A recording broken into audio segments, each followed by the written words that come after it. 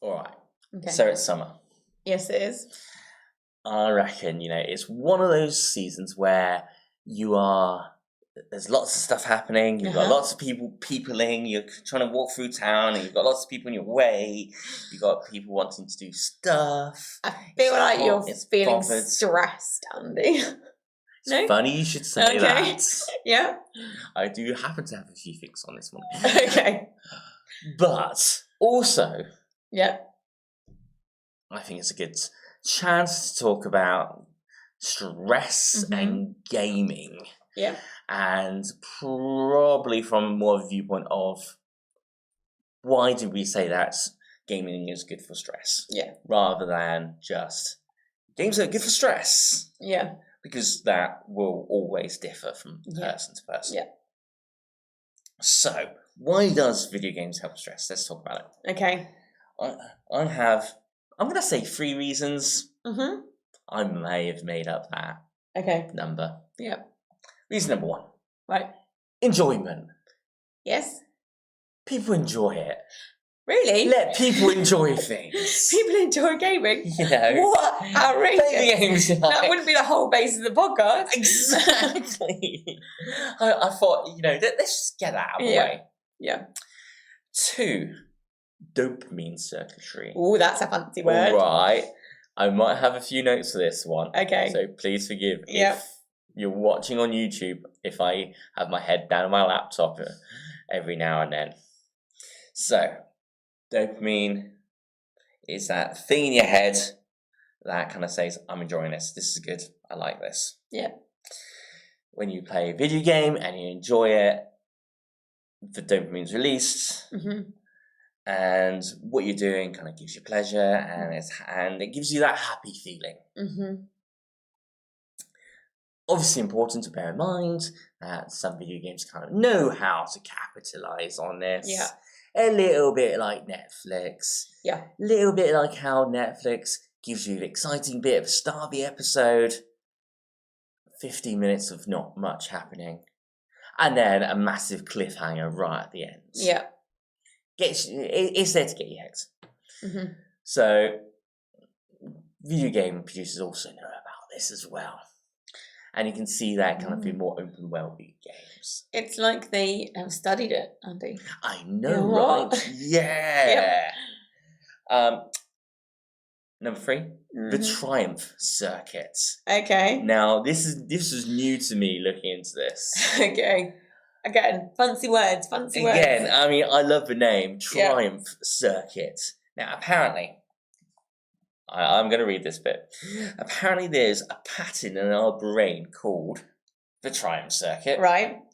Which rewards engagement. So our brain is wired to make us feel good when we overcome challenges. So, which kind of makes sense when you stop and think about it. And it's very, very true. In that when you do something that you struggled with, it's worked out well, you're there going, It's like, even if it's something not particularly enjoyable, you might be there going, that wasn't too bad. Yeah. And you feel that sense of relief. I reckon that's a form of the Triumph circuit in play. Yep. And so video games just kind of capitalize on that and go, well done, you've defeated Darth Vader. Congratulations! Now here's the next challenge.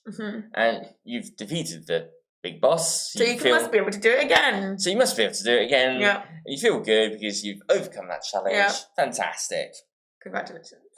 Flow state, which I've never heard of in context of video games. But again, it's another one that does make sense.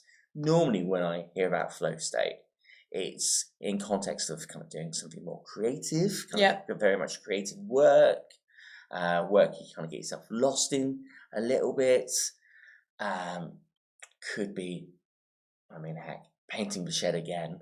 It's not something I enjoy doing. Yeah. But I'm very aware that when I'm doing it, I'm not really thinking of anything else. Yeah. I'm kind of maybe lost away with the fairies. I'm lost my own space because I'm painting and doing stuff. I'm lost in that moment. Just using it to think, having some thinking time. Exactly. Yeah. Exactly. And That's what I do on my Oh. walks now. There you go. Yeah. Yeah. And you kind of lost in your kind of thoughts a little bit. You Yeah. might just be focused on, Yeah. on actually where you are walking. Mm. And it's kind of giving your brain that space away from Yeah. everything else. It's interesting because there's something about like rhythms that help you process stuff in your brain. So there's definitely a thing about walking and how that can help you because of the rhythm of your feet putting one foot on the other. It can help the rhythm of your brain. But then I think I've heard, I mean, this might be but I feel like I've heard somebody say that actually the same sort of thing when you're pushing buttons, if you know what you're doing and you sort of forget, like if you sort of get into that trance state of like thinking, but also it's the rhythm of like pushing different buttons and stuff that can actually like give you that space to like logically think out your thoughts and stuff as well. So yeah, it's that processing time. And interestingly, I'm going wildly off script. A while back, I was listening to another podcast. I was talking about anxiety and the apparent increase in anxiety in young people. Yeah, and there's a question there about the use of social media, and the answer wasn't yes, social media is bad. It was more a case of, well, actually, there might be something to that, because if you think about, let's say 20 years ago, let's give a nice big number. If you're there waiting for a train, or if you're waiting for a bus, you don't really have the same options as you do now, apart from maybe stand there and wait.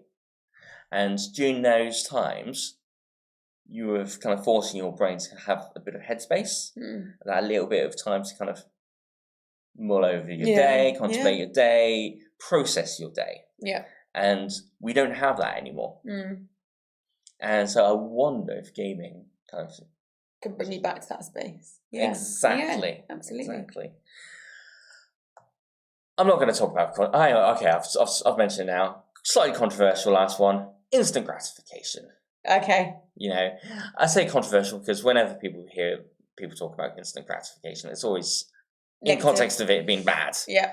But I could argue that actually, how many other places in life do you have actual instant gratification? Yeah. You know, if you're working, you often don't get rewarded for that work at the end of the day, or you've got to wait for payday, or if you're in school, you often don't get a sense of reward for being in school. You know? Yeah. You do it because you have to. Yeah. So, you know what? Let's let people feel rewarded for what they're doing. Yeah. Great. Actual games, good for stress. I would recommend Sims. Yeah, we've talked about that because before. Sims. Stardew Valley because Stardew Valley. Monument Valley because it's peaceful. Don't know why I sung that. Yeah, beautiful singing. Old Man's Journey. Interesting name. Yeah, lots to talk about that. Okay. It's very contemplative. Nice. It's very peaceful. Nice. A Flower, where you are literally playing as a flower, flying through the countryside. Oh, how pretty.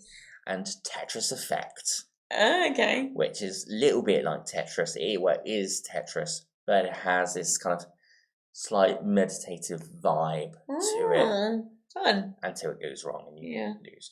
I would also say Animal Crossing. Animal Crossing. I mean, I was going to go for Animal Crossing. But we talked about that. I think we talked about that last week. Fair enough. And, you know, Animal Crossing, if it can get you through a pandemic, it can get you through almost anything. Yep. But yeah, that is why games are good for stress.